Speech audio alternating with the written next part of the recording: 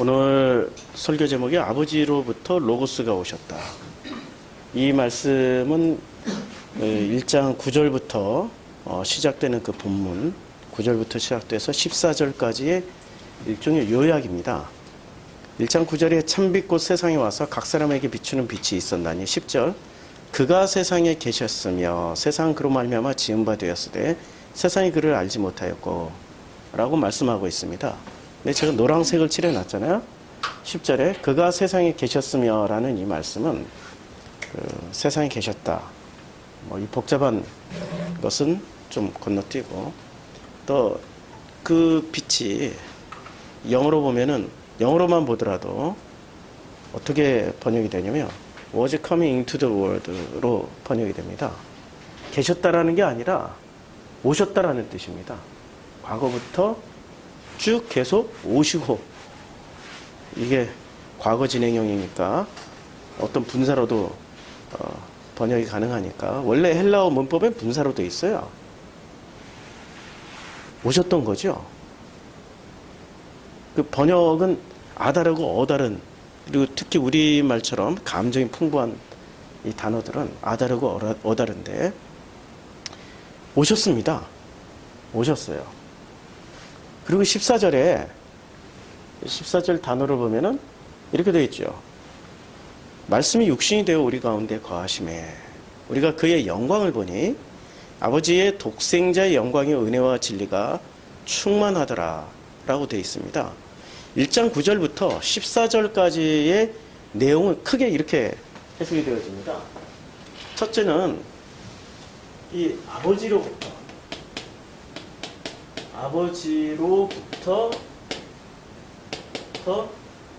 이게 굉장히 중요한 단어입니다. 아버지로부터 뭐가 오셨냐면 로고스가 오셨습니다.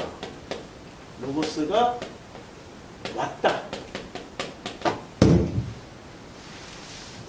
로고스가 왔고 그 로고스가 아버지로부터 오신 그 로고스가 지금 말씀이 육신이 되었다라는 뜻을 그냥 단순히 로고스가 육신이 됐다. 우리는 그것을 단순히 하나의 인격체이신 예수에게만 국한을 하고 있는데 그 예수는 수많은 예수를 이 땅에 남기길 원하셨던 분이셔요. 그래서 제자를 만드셨고 또 그 후대인 우리들은 제자 훈련을 했습니다. 수많은 작은 예수 되기 그렇잖아요. 그러니까 로고스의 진정한 목적은 로고스가 우리가 되길 원하는 겁니다. 로고스가 예수를 만들었고 아니 예수가 되었고 그리고 예수가 됐던 것처럼 로고스가 우리 되어 살기를 원하십니다.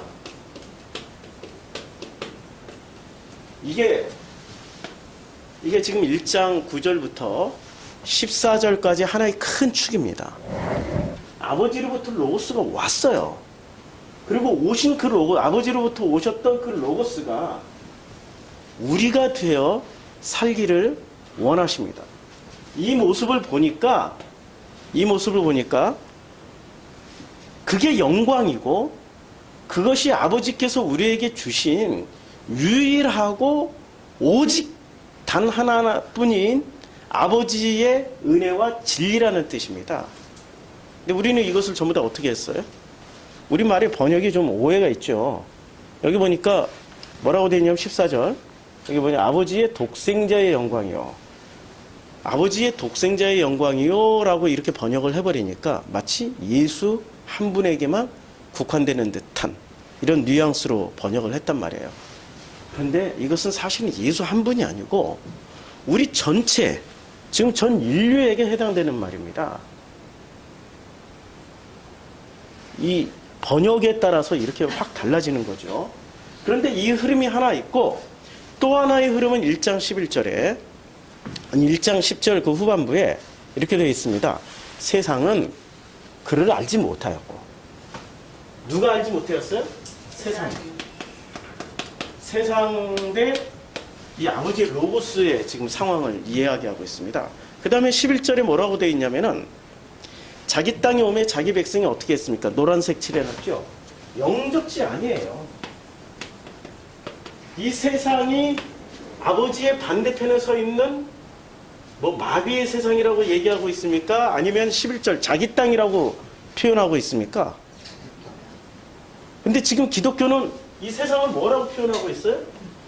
마귀의 세상, 마귀에게 속한 세상이라고 그러고 있단 말이에요. 벌써 이 사이에 하나님의 것이 아닌 인본주의가 들어와 있는 거예요. 이원론 철학이 들어와 있는 거예요. 우리는 이 어느 순간부터 인본주의의 철학에 의해 성경을 엉뚱하게 해석하는 거죠. 이 세상조차도 성경은 뭐라고 표현하고 있어요? 자기 땅이라고 표현하고 있습니다. 자기 땅은 누구의 땅이에요? 아버지의 땅입니다. 아버지가 창조하신 그 땅에, 그런데 아버지가 창조했던 아버지의 그 땅이, 아버지의 그 세상이 이 아버지로부터 오신 이 로고스를 영접치 아니했다 라고 말씀하고 있습니다. 그러니까 1장 9절부터 1장 14절까지는 요 대결 구도입니다. 아버지로부터 로고스가 왔고 그 로고스가 우리가 되어서 진정으로 함께 살기를 원합니다. 이렇게 사는 것을 보니까 아버지께서 주시는 유일하고 단 하나뿐인 아버지의 은혜와 진리가 충만한 모습으로 보여지는 건데, 아버지께서 보시기에, 그런데 아버지가 만드신 아버지의 땅에 아버지의 로고스가 오셨어도 사람들은 아버지를 영접치 아니하신 겁니다. 아버지의 로고스를. 이게 1장 9절부터 14절까지의 전체 구조입니다. 이것을 영어 성경으로만 보더라도 다음 주에는 이것을 헬라어로 볼 거예요. 근데 영어 성경이 하나의 징검다리가 되더라고요. 왜냐하면 영어와 이 헬라어가 매우 비슷하거든요.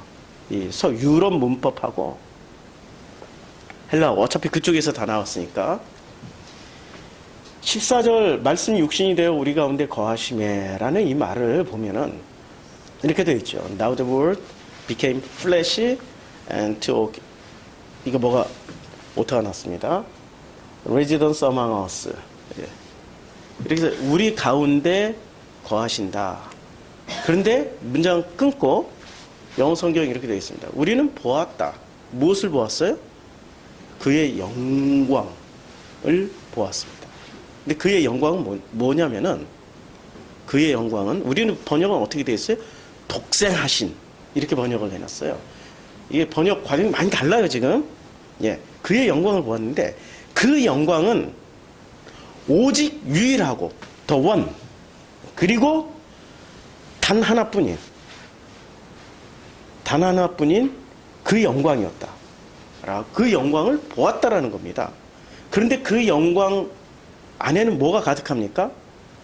Grace and truth, 은혜와 진리가 충만한 겁니다.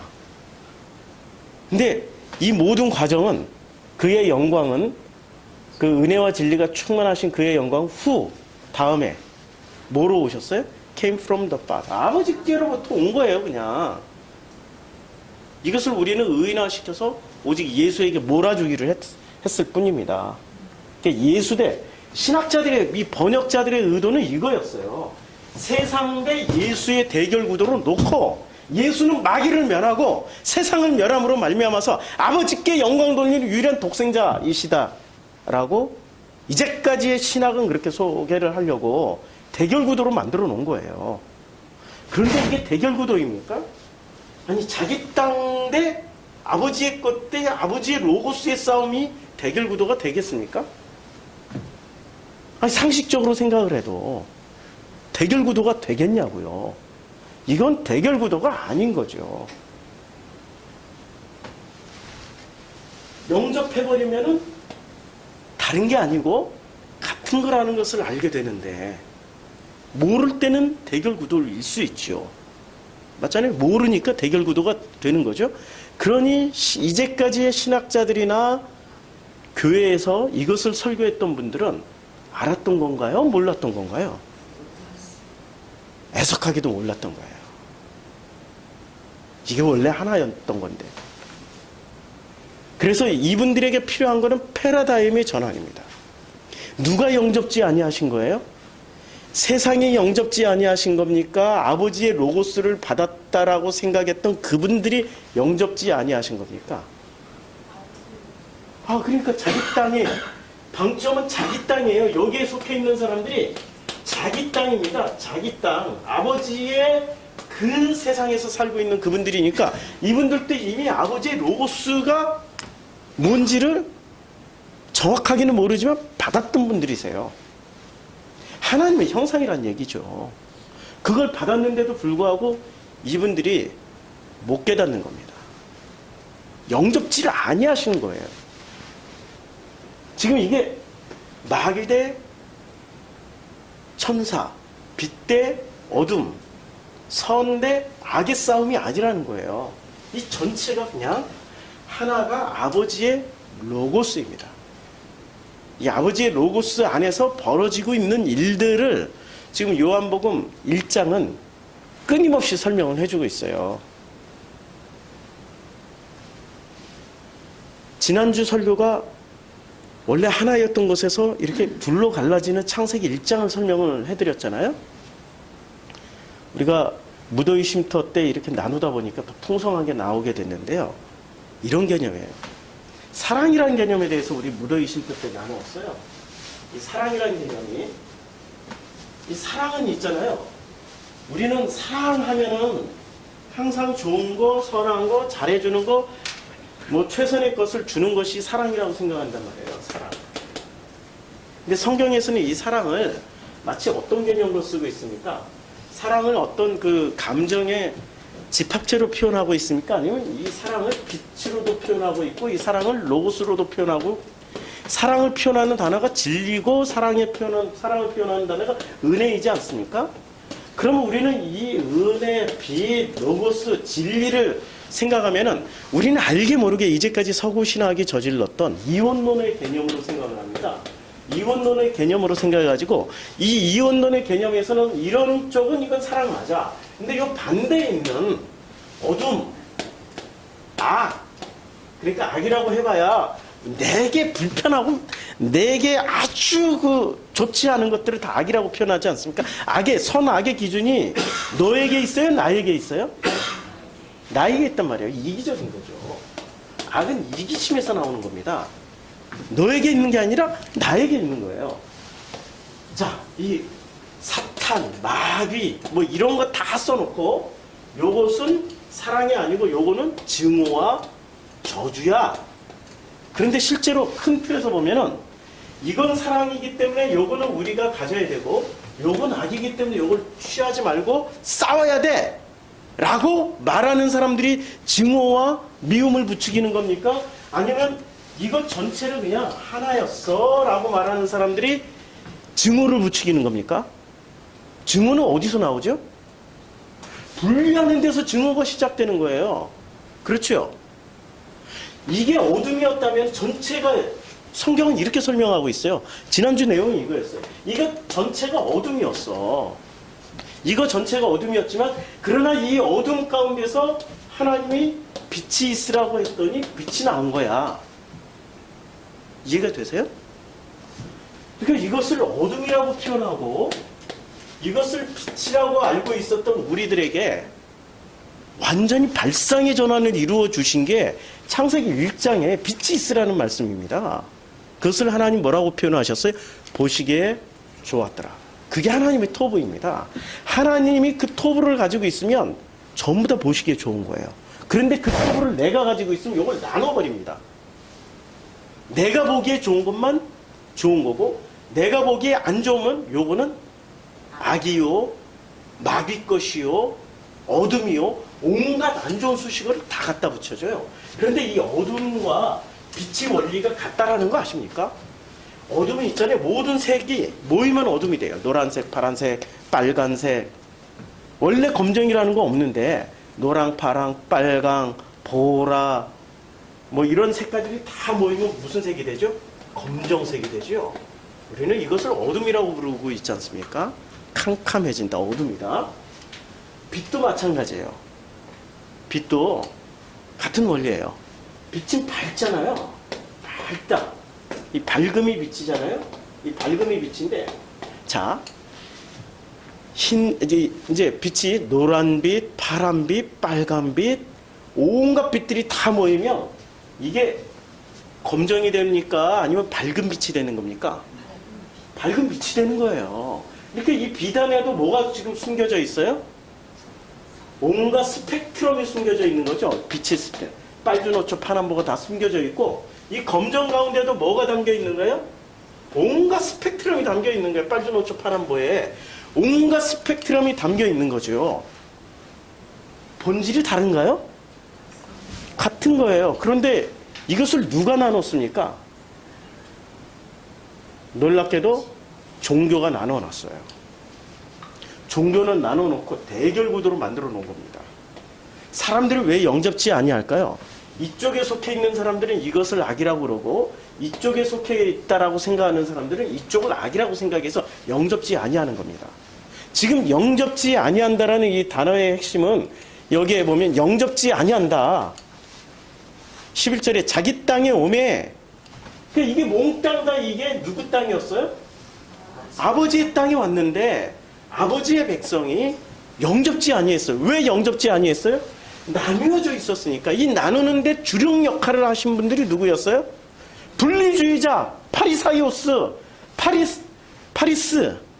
파리시, 나누는 자들. 그 자들이 누구였어요? 바리새인. 바리새인은 무엇의 대표였습니까?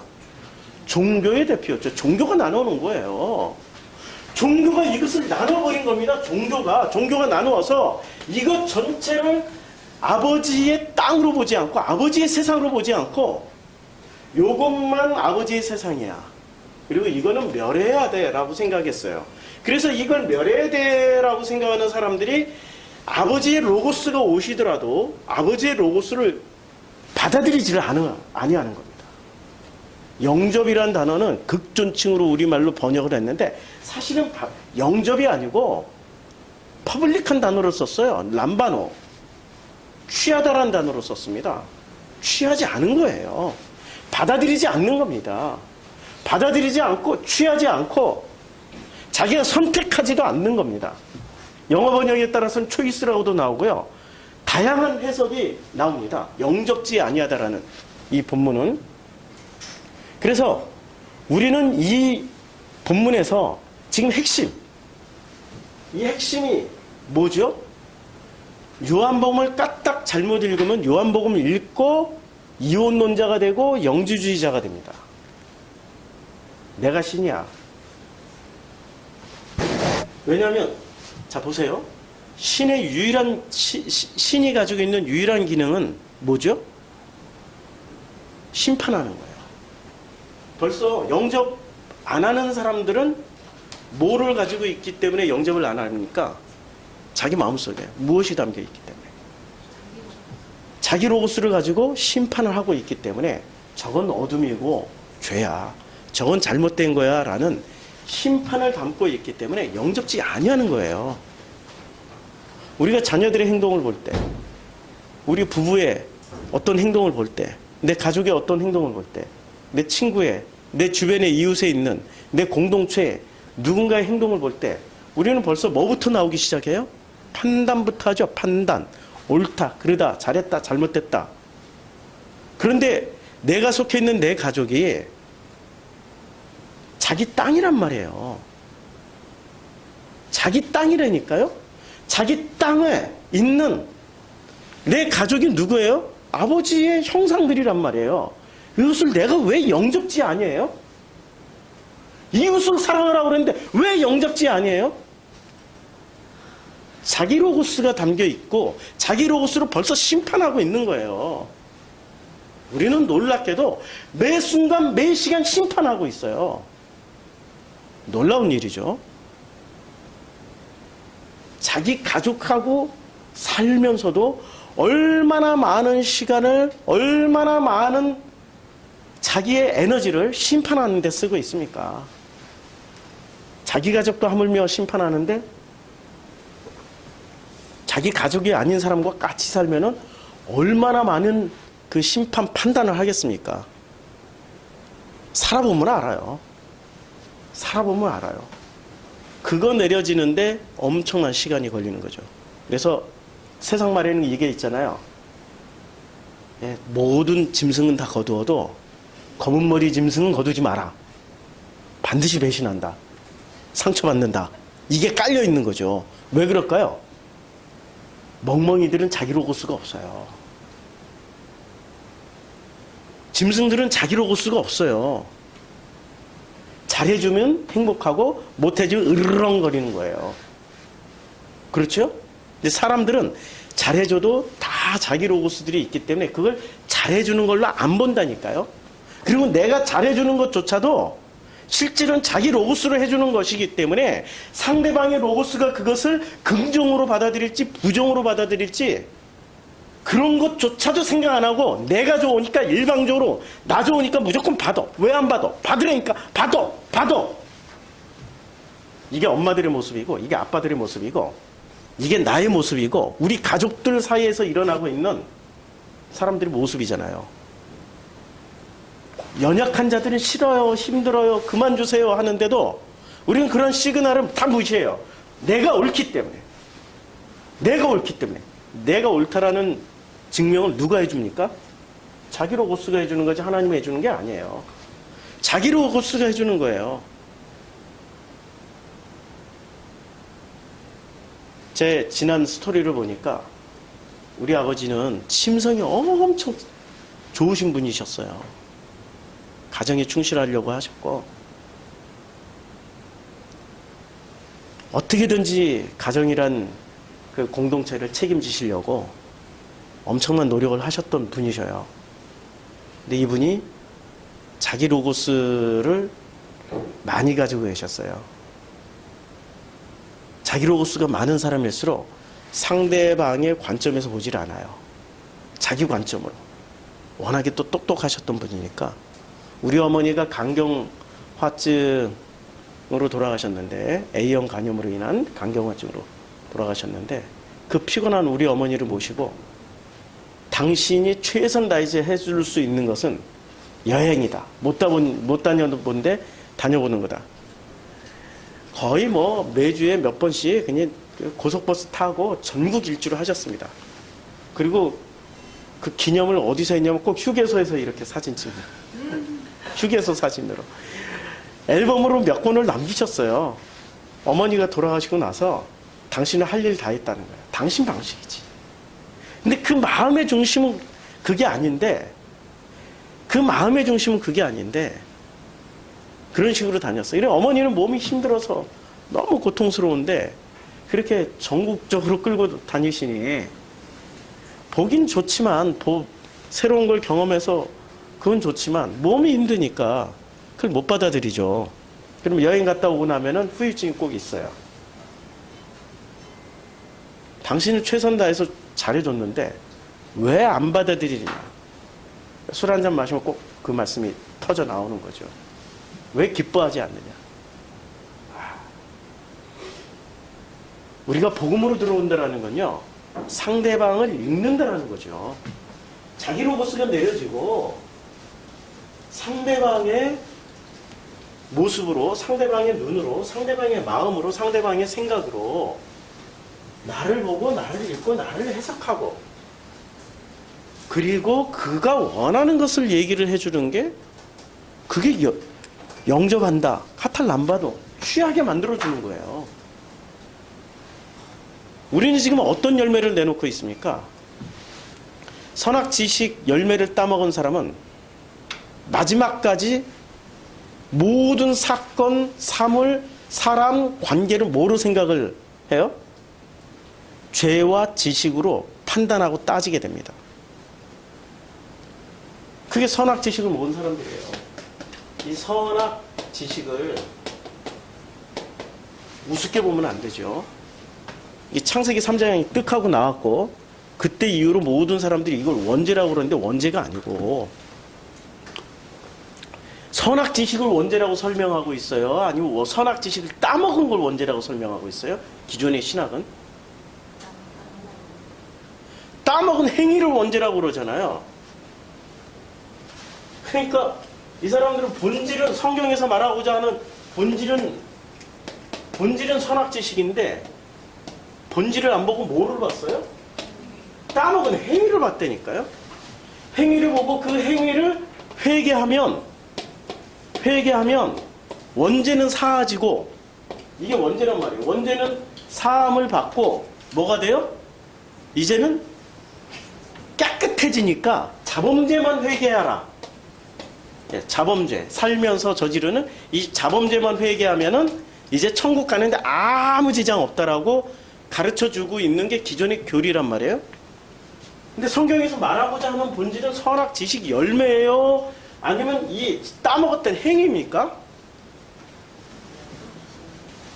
우리는 너무나도 많이 세뇌당해가지고 그래도 행위가 있었으니 따먹은 거 아니야? 먼저는 행위지, 행위한 우리가 잘못이지 선악 지식을 만들어 놓은 하나님 잘못인가 하고 우리는 이것을 본질로 취하지 못하는 순간 뭐를 해요? 하나님에 대한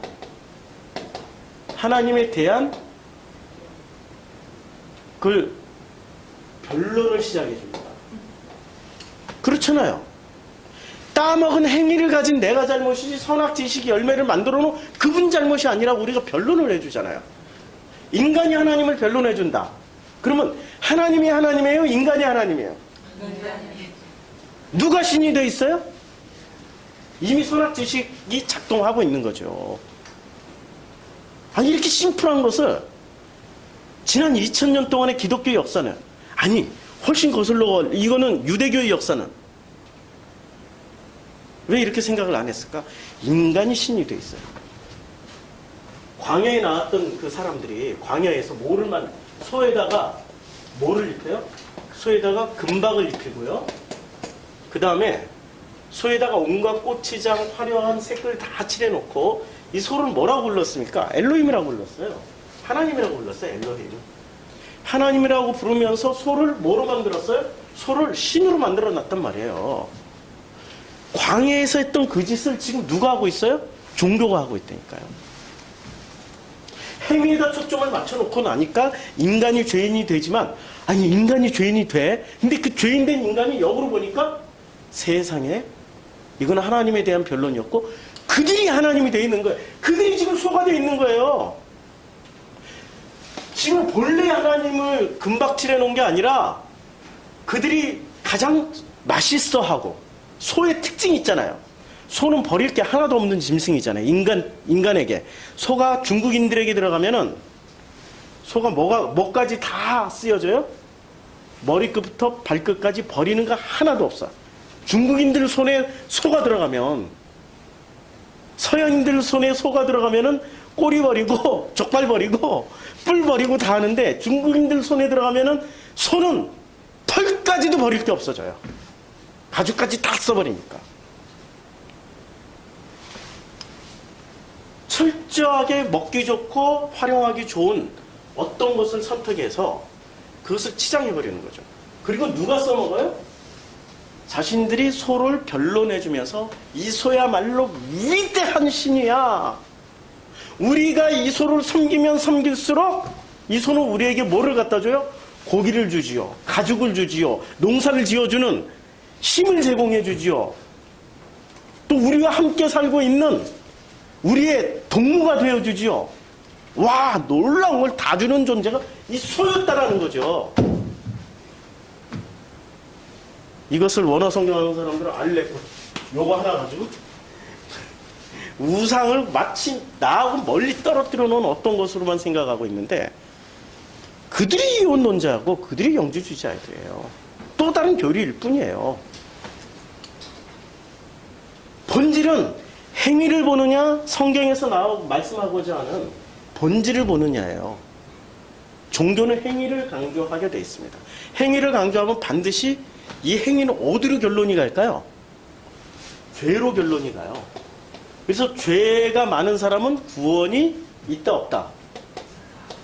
죄 많은 사람, 죄를 지으면 구원이 없다. 이게 지금 서구 신학이 저질러 놨던 결론입니다. 이렇게 선악지식 열매를 따먹은 사람들은 마지막 순간까지 죄와 지식을 따지게 돼요.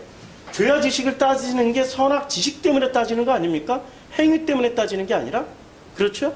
본질은 선악지식 때문에 죄를 알게 됐고 죄를 따지는 거예요. 그래서 구원은 이 죄의 문제로 연결을 시켜서 어떤 세상을 만들려고 그럽니까? 아까 우리가 그림 그렸던 어떤 세상? 빛의 두 가지 효능이 있잖아요. 빛과 세계. 그러니까 이 사람들은 이렇게 만들어 놓은 거죠. 자, 이 하나의 세상에는 이걸 세상이라고 하죠. 그리고 여기는 천국이라고 그러죠. 천국에는 뭐만 있어요? 선한 것만 있고 하나님만 계시고 빛 가득하고, 여기는 천사들이 가득한. 근데 세상에는 뭐만 가득해요? 어둠이고 마귀가 지배하고 있고. 아니, 세상에 하나님이 창조하셨는데 마귀가 지배하면 마귀가 하나님만큼 세다는 얘기야? 아니, 이런 단순한 생각조차도 안 해요. 왜 이런 생각을 못하죠? 자기가 속해 있으니까. 자기가 속해 있으니까.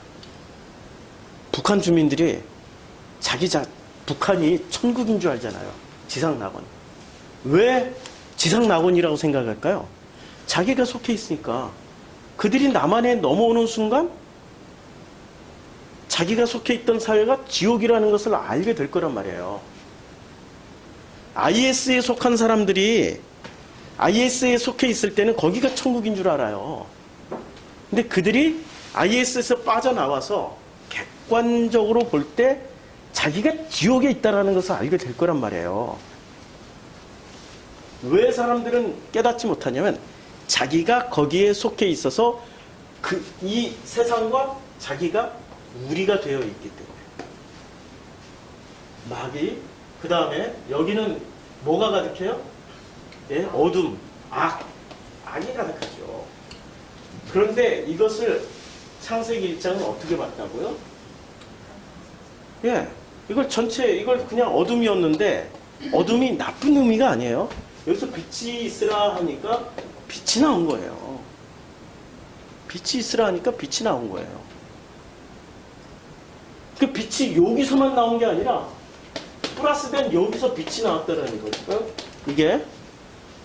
이 개념을 우리는 반드시 기억을 하고 있어야 돼요. 자, 구원을 죄의 문제와 연결시켜서 어떤 세상을 만들려고 합니까? 이 세상을 만들려고 그래요. 근데 이게 만들 수 있습니까? 결코 만들 수 없어요. 불가능해요. 섞어놨기 때문에 안 된다니까요. 근데 사람들은 꿈을 갖는 거죠. 자, 이것을 하나로 보기 시작하면 이게 전체가 다 생명입니다. 이것을 하나로 보면. 근데 생명 열매는 생명을 낳아요. 생명 사랑이 가득하죠. 근데 생명을 낳으려면 전제 조건이 있습니다. 하나의 아이가 태어나려면 누가 있어야 돼요? 엄마, 아빠가 있어야 돼요. 엄마, 아빠가 진짜로 사랑해서 태어난 아이들과 어쩌다가 엄마, 아빠가 아닌 이 지나가는 강도한테, 못된 놈들한테, 이 세르비아 예를, 이 보스니아 예를 들면 1992년도부터 1995년도까지의 보스니아는 지옥이었습니다. 요 보스니아 수도 사라예보에서 제가 만났던 이 보리스라는 청년, 이 청년이 우리 하영이를 딱 보자마자 그때부터 지금까지 러브레터를 보냅니다. 우리 하영이를 만나기 위해서 직업도 바꿨어요. 이 비행기 승무원으로 한국에 오기 위해서. 자, 이 보리스라는 청년을 통해서 그 실상을 알게 됐는데 1992년부터 95년도 사이에 세르비아군이 보스니아 헤르체고비나에 들어가서 대량 학살을 했는데 남자들만 죽였습니다. 남자들만 죽였어요. 씨를 말렸어요. 한마디로 말해서. 유엔이 제재 조처를 가했어요. 인종 청소하지 마라. 그랬더니 세르비아군이 뭐라고 얘기했냐면 우리 인종청소 안 하겠다. 우리 사람 안 죽이겠다. 그렇게 얘기하고 이렇게 남자들만 골라 죽였어요. 우리는 여자들은 안 죽이잖아. 어린아이도 안 죽이잖아.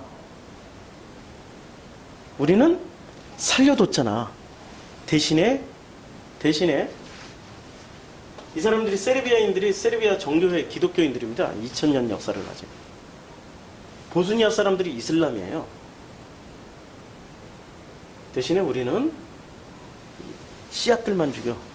그리고 이때 당시에 임신 가능한 모든 여자들은 세르비아군에 의해서 다 임신이 당했습니다. 남자들은 저기 임신 다 당했어요. 1992년생부터 1995년생들은 아버지가 다 세르비아인들이에요. 이번에 월드컵에서 그 스위스하고 세르비아하고 16그 축구를 했단 말이에요. 그런데 월드컵에서 그 샤키리 선수하고 또 한 명의 선수가 두 골을 넣었어요. 두 골 넣었을 때 걔네들이 그 골 세레모니가 뭔지 아셨습니까? 이거예요. 저는 딱 보는 순간 경악을 했어요. 저거 하면 큰일 났는데. 이게 뭔지 아세요? 이게 알바니아의 상징입니다. 알바니아 국기가 독수리 날개로 되어 있어요. 머리 2개 달린. 예, 이렇게 하니까 머리 2개가 되죠. 머리 2개 달린 독수리예요. 알바니아인들이 어디서 대량 학살당했습니까? 세르비아인들에 의해서 코소보에서 인종청소 당했습니다. 똑같은 일이 자행된 거예요. 똑같은 일이. 그러니까 이 샤키리가 알바니아 출신 이민 1.5세대였어요. 세르비아에게 골을 넣고 승리의 세리머니로 이렇게 해버렸어요. 지금 월드컵에서 축구 끝나면은 정치적인 행위를 했다고 제재 조처를 가할 겁니다. 예, 월드컵은 정치를 빼야 되니까. 근데 왜 우길 승천기는 왜 제재 조처를 안 가냐고. 납치기는 제재 조처를 가면서. 월드컵 내내 일본 경기할 때마다 우길 승천기가 나왔는데. 참 그건 기분이 안 좋아요. 예, 저도 자기 로고스가 있는 거예요. 일본을 대하는 자기 로고스가 가득한 거예요. 이때 자식을 낳은 수많은 보스니아 여자들은 자기 아버지, 자기 남편이 어떻게 됐어요? 죽인 놈의 원수를 낳은 거예요, 지금. 아니, 생각을 해보시라고요. 자기 아버지, 자기 오빠, 자기 남동생, 자기 남편을 죽인 그놈들의 씨앗을 지금 낳았단 말이에요. 얘 안에는 무엇이 담겨 있어요? 내가 낳은 이 자식 안에는 무엇이 담겨 있어요? 미움과 증오와 분노가 담겨 있어요. 미움과 증오와 분노가 담겨 있는 그 청년 보리스를 만났단 말이에요.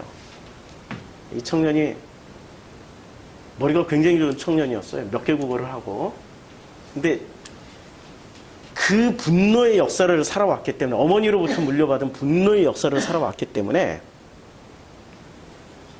예, 마약 아니면 못 살아가요.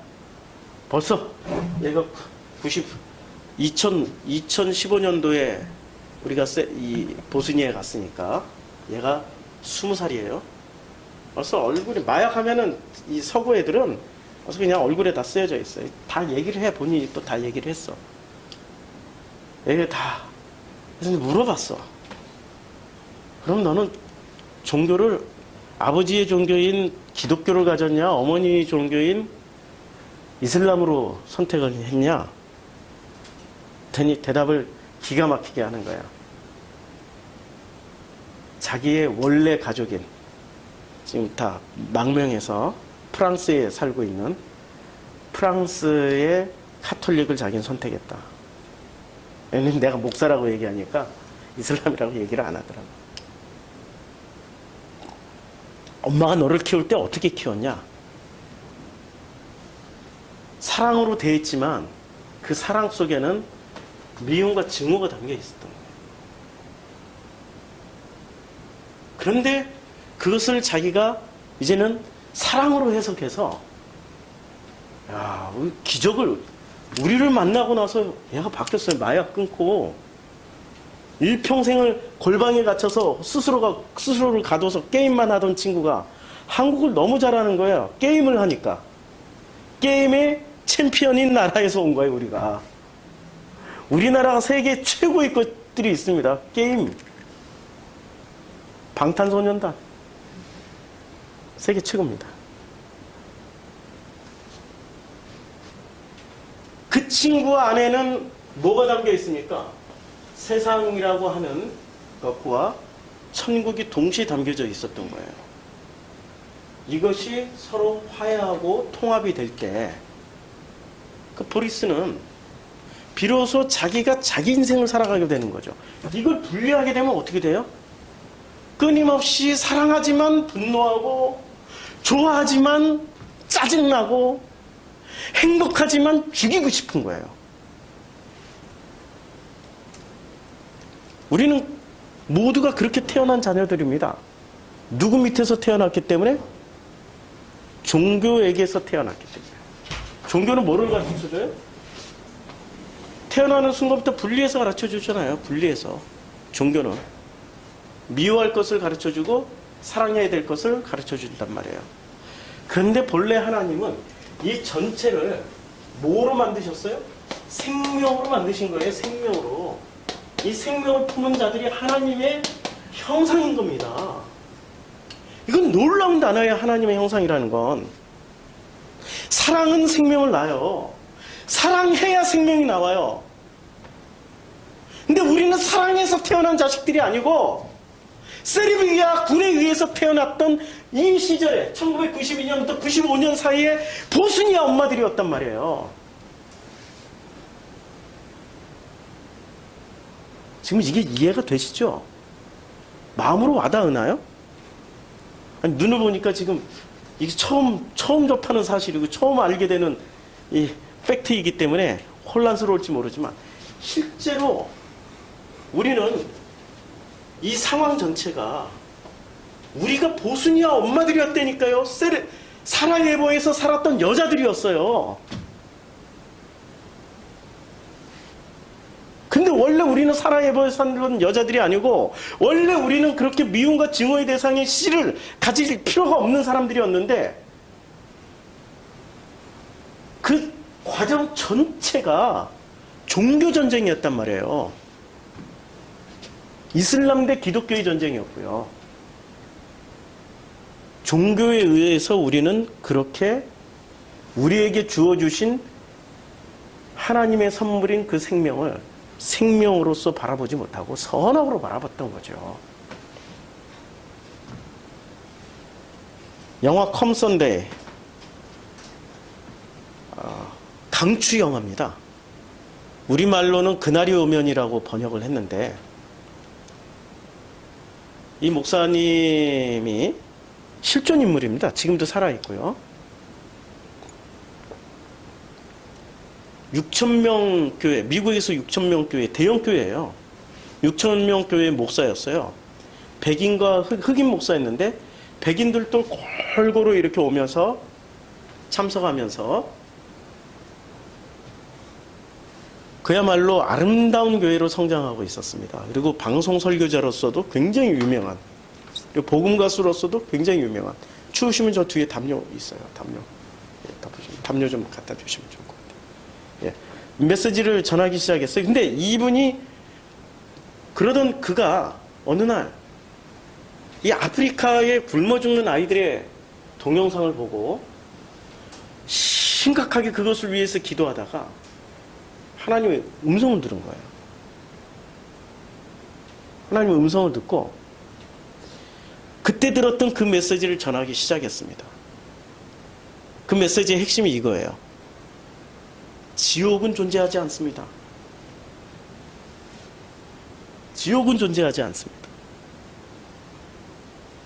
그랬더니 6,000명의 성도들이 반으로 뚝 줄더니 그 다음에 점차 줄어가지고 나중에 20명 남았어요. 근데 이분은 그런데도 포기할 수가 없었던 거죠.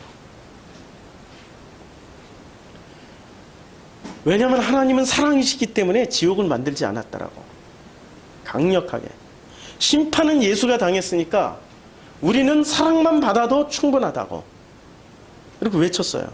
이게 영화 그날이 오면 내 내용이거든요.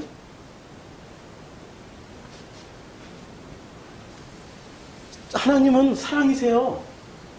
생명만 만드신 거예요. 근데 하나님은 생명을 만들었지만 그 선악 지식을 우리가 취해서 누가 품고 있어요? 인간이 품고 있고, 인간이 누구를 판단합니까? 하나님을 판단한다니까요. 그리고 이런 인간들이 뭐를 만들어요? 신을 만들어내는 겁니다. 신을 만들어서 무슨 짓을 하죠? 그 신을 변론을 해주기 시작해요. 이것을 창조하신 이 하나님마저도 자신들이 선악 지식을 가지고 변론을 해줘요. 하나님을 만들어가고 있는 중이라는 거죠. 변론을 해주고 그 변론을 자신들이 옳은 행위로 생각하고 있는 거죠. 십자가에서 죽으라고 하셨습니다. 그런데 사람들은 그 스스로 어떻게 죽지? 죽으면 자살인데? 그렇잖아요. 십자가에서 자기가 죽으면 자살이잖아요. 죽여주셔야 되는 게 죽는 거 아닌가? 라고 수동적인 자세를 취하고 있어요. 여기에도 굉장히 무서운 논리가 들어가 있습니다. 원래 죽음이라는 게 하나가 된 죽음이어야 돼요. 나 혼자 죽는다라고 생각하는 거죠. 내가 주체가 되어 있는 거예요. 우리 인간의 알게 모르게 모든 주체, 모든 결정의 행동의 권한을 우리가 돼서 생각하는 습관이 없고 자기 혼자 결정하는 거예요. 고독도 자기 혼자, 외로움도 자기 혼자, 사랑도 나 혼자. 모든 것의 핵심에는 우리가 들어가 있어야 되는 거죠. 죽이는 것도 죽는 것도 모든 게 자연스러운 거예요. 이건 자살도 타살도 아니에요. 자, 감꽃이 떨어지면 애기감이 태어나기 시작합니다. 감꽃이 떨어져야 열매가 맺기 시작하는 거예요. 이건 너무 자연스러운 거예요. 이게 하나의 가지에서 시작되는 거고 하나의 나무에서 시작되는 거, 이게 둘로 분리가 안 되는 거예요. 떨어짐과 잉태됨이 분리가 안 되는 거라니까요. 근데 이걸 누가 나눴어요? 사람이 나눠요. 이원론으로. 화려하게 피었던 자기 로고스가 져야 하나님의 로고스가 열매가 되어서 나타나는 겁니다. 꽃 피고 진 자리가 진물이 차오르는 자리예요. 그런데 그 진물이 나중에 뭉치고 뭉쳐서 비로소 꽃 떨어진 자리에, 진물이 모인 자리에 열매가 생기는 평범한 이치가 우리의 삶입니다. 자연은 이 모든 것을 이렇게 설명해 주고 있어요. 그런데 인간들은 어떻게 설명하고 있습니까? 십자가에서 죽으라 하셨다? 기계적으로 생각하는 거예요. 내가 어떻게 죽지? 내가 이렇게 스스로 죽어야 되나? 스스로 못을 박아야 되나? 그러다 안 되니까 죽여주셔야 되는 거구나. 분리해서 생각한다니까요. 인간은 스스로 신이 되어 있습니다. 인간은 유발 하라리라는 이 사람이 히브리 대학교 교수예요. 유대인이고요. 역사학자입니다. 이 사람이 세상을 지금까지 종교를 해석한 게 아니라 인류사를 통틀어서 이분이 본 어떤 것을 가지고 인류사를 해석을 했어요. 인류사를 이런 축으로 해석을 했습니다. 삼각형으로 힘, 통합, 행복,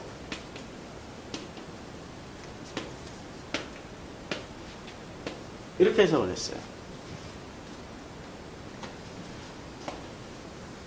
인간은 대단한 힘을 가지고 있죠.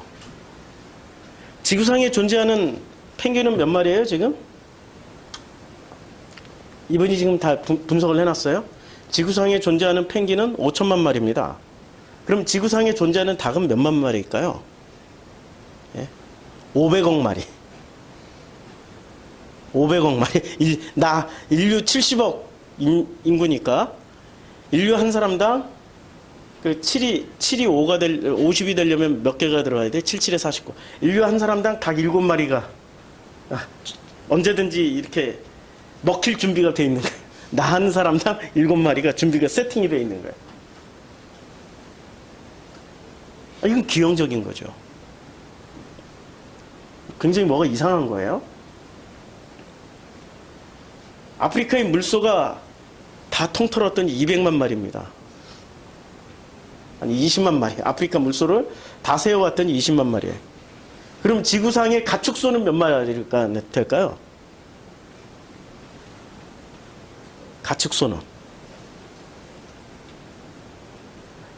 놀랍게도 200억 마리입니다. 너무 이상한 거야, 기형적으로. 자연을 지금 누가 바꾸고 있죠? 사람이 바꾸고 있죠. 자연을 바꾸는 주체는 사람입니다. 사람이 디자인하는 대로 이 지구라는 자연 환경은 엄청나게 바뀌고 있어요. 그 디자인의 주체가 누구죠? 사람입니다. 사람이 힘을 가졌어요. 사람이 힘을 가졌기 때문에 이 지구의 신은 누구이시죠? 사람이 지구의 신이에요. 이미 지구 생명체의 신은 사람이에요. 사람이 판단할 때 저 늑대는 나빠. 늑대는 죽여야 돼. 그럼 늑대를 다 전멸시켜버립니다. 멧돼지는 나빠. 멧돼지는 죽여야 돼. 그러면 멧돼지 다 전멸시켜버려요. 뭐를 남기기 위해서? 소와 양과 돼지와 닭을 남기기 위해서. 인간들이 먹는 농작물을 보호하기 위해서. 자연 환경을 디자인하는 힘을 가진 존재가 사람입니다. 사람은 지구 생명체에 이미 신이 되어 있어요. 그리고 사람은 또 사람에게도 신이 되어 있습니다. 사람은 사람에게도 신이 되어 있어요. 그렇죠? 그렇죠. 이 앞자리에 이쪽 라인이 지금 제일 추워 하시는 것 같은데, 상민아 담요 좀 이쪽 라인에 하나씩 좀 다 갖다 줘. 이쪽 라인이 제일 추운 것 같아. 지금 막 새파랗게 질려 있어, 이쪽 라인. 이 바람도 안 가는 이쪽에다만 담요를 갖다 주는 참 훌륭하신 센스가. 앞에 하나씩 드려요. 하나씩 다 드려요. 자, 예. 그 다음에 힘을 가진 이 사람들이 지구를 디자인하고, 이들은 이 지구 생명체에게도 신이지만 사람과 사람 사이에도 신이 되어 있어요. 사람과 사람 사이에는 뭐로 신이 되어 있습니까? 돈과 권력으로 신이 되어 있는 거죠. 살리기도 하고 죽이기도 하죠. 하나님의 역할을 법정에서 다 하잖아요. 심판의 역할을 다 해버리잖아요. 인류를 파멸로 지금 이끌어가고 있는 인간의 오만함을, 이 인간의 오만함이 더욱더 큰 힘을 가지기 위해서 사람과 사람 사이가 서로 나뉘어져 있잖아요. 그러면 사람과 사람 사이를 계속 나누다 보면은 인류 대 사자의 싸움하면 누가 이겨요? 인류 대 원숭이의 싸움하면 누가 이겨요? 거대한 통합된 인류는 이길 수 있지만 분할된 인류는 이길 수가 없어요. 그래서 통합을 하려고 합니다. 인류는, 이 힘을 가진 인류가 끊임없이 자기 편으로 끌어당겨요. 자기 편으로 끌어당기는데 결정적인 역할을 하는 게 정치 시스템일까요? 종교 시스템일까요? 종교죠. 종교. 그러니까 모든 정치 시스템은 있잖아요. 신정일치입니다. 아니 그게 어딘데요? 우리나라는 민주주의 시스템인데요. 불교가 분리되어 있습니까? 태국이 분리되어 있습니까? 이란이 분리되어 있어요? 신정일치가? 일치되어 있어요. 사우디는 일치되어 있다니까요? 유럽은 기독교의 법으로 헌법이 만들어져 있어요. 기독교의 정신으로. 형태상은 분리되어 있지만 본질은 종교예요. 모든 통치 시스템은 신정일치예요. 형태상은 분리되어 있는 것처럼 보이지만 실제 내용물로는 하나가 되어 있습니다. 우리나라는 놀랍게도 기독교 국가가 아닌데도 불구하고 와, 이 인구의 20%도 넘지 못하는 기독교인들의 그 중에서도 뭐 한 1, 2%의 목소리일 텐데 예멘 난민을 받아들여서는 안 된다. 이슬람은 받아들이면 무조건 500명도 안 되는 당신들이 한번 난민이 되어보라고. 당신들이 공회상에서 떠돌면서 진짜 살아남기 위해서 그 간절한 기도를 해보라고. 받아들이지 말고 도로 추방해야 된다. 같은 종교일 때는 반드시 오케이죠. 그들이 기독교인이었다면 아마 그들이 앞장서가지고 서명하고 난리쳐가지고 다 받아들였어요. 이슬람이기 때문에. 종교는 무엇을 하는 힘이 있어요? 통합하는 힘이 있습니다. 그래서 힘은 더욱더 극대화가 버렸어요. 더욱더 극대화가 돼가지고 인류사가 진행될수록 이 통합 때문에 엄청나게 강력한 힘을 가지게 되는 게 지금 인류의 현재 모습이에요. 그런데 문제는 그런 힘을 가진 인류가 행복하냐 이거죠. 행복하십니까? 이 행복의 문제는 희한하게 이렇게 됩니다. 자, 이게 서기 BC, 요게 AD, 예수 탄생, 제로. 이게 BC와 AD를 예수 탄생으로 나누잖아요. 인류사는 끊임없이 이렇게 발전해 나가요. 힘이 극대화되고 있죠. 그리고 통합도 극대적으로 이루어지고 있습니다. 극대화돼서 이루어지고 있어요. 근데 행복은 한번 보자고요. 이 과거부터. 행복도 이만큼 커져야 되는 거 아니에요? 근데 행복은 어떻게 됩니까? 행복은 요 수준이에요, 그냥. 요 편차내에서 과거나 지금이나 행복하다, 불행하다, 행복하다, 불행하다, 전쟁이 있으면, 세계대전이 있으면 불행했다가 또 세계대전 끝나면 행복했다가 불행했다가 행복했다, 불행했다, 이것을 계속 유지하고 있는 거예요. 그러면 이 시스템에 힘과 통합이라는 시스템이 결정적인 문제점이 발견된 거죠. 행복하지가 않은 거예요, 지금. 행복하지가 않은 거예요.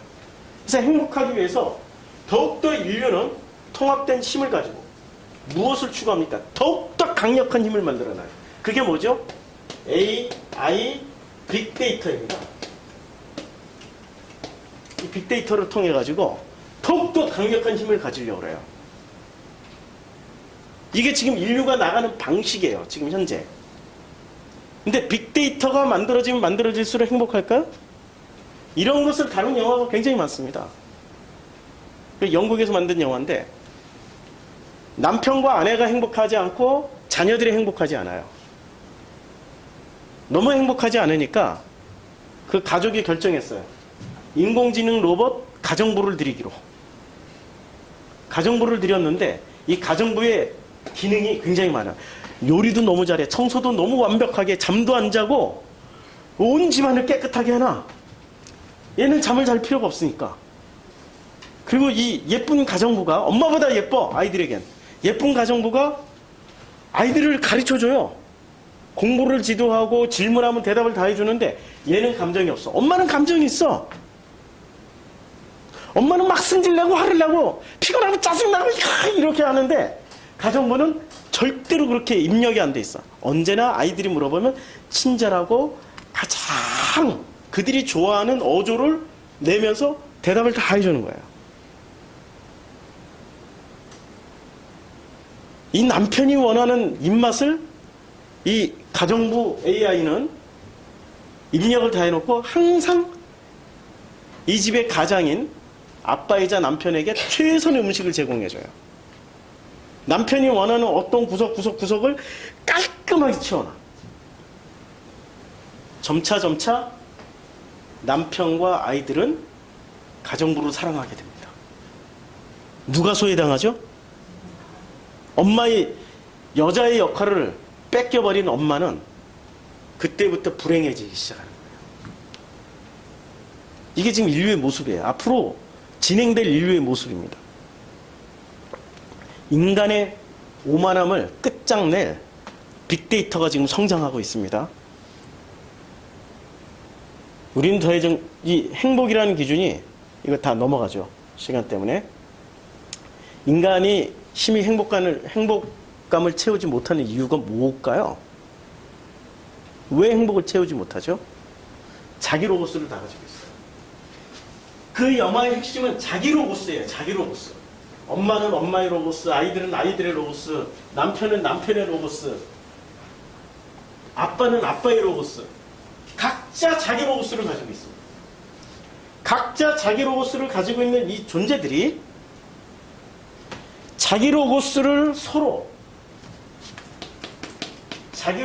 가지고 서로 상대방을 대하는 거예요. 내 걸 채워달라고. 내 걸 채워달라고. 각자의 시각에서. 채워집니까? 안 채워지죠? 누가 채워줘요? 아니, 인공지능 로봇이 채워진다니까요? 남편에게 그렇게 예쁜 여자가 언제나 시중을 들어줘요.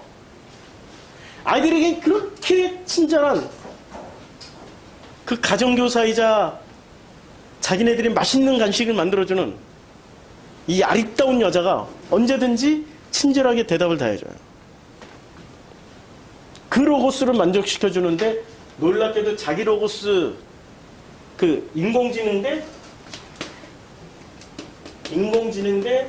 자기 로고스를 가진 인간은 무슨 차이가 있을까요?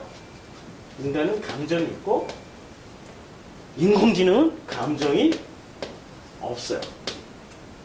그런데 하나님이 설계하기를 우리는 감정을 넣어놓고 설계를 했지 감정을 빼고 설계한 게 아니란 말이에요. 그러면 감정이 나쁜 건가요? 감정이 없는 게 좋은 건가요? 문제가 여기서 드러나는 거죠. 감정이 좋은 건가요? 감정이 나쁜 건가요? 감정은 마치 이와 같습니다. 감정 안에는 무엇이 섞여 있어요? 모든 색이 다 섞여 있는 거예요. 그래서 시커멓게 된 거죠. 내 마음이 시커멓게 탔다고, 새카맣다고, 검정색일 수도 있고 환한 빛일 수도 있죠. 이것을 우리는 끊임없이 이 감정을 자기 로고스로 보면은 무엇만 좋은 거예요? 선하고 착하고 아름답고 나에게 유익한 것만 좋다라고 생각하는 거죠. 인간은 그렇게 생각을 하고 살고 있단 말이에요. 그런데 이것을 하나님은 빛이 있으라. 여기서 뭐를 뽑아주셨어요? 빛.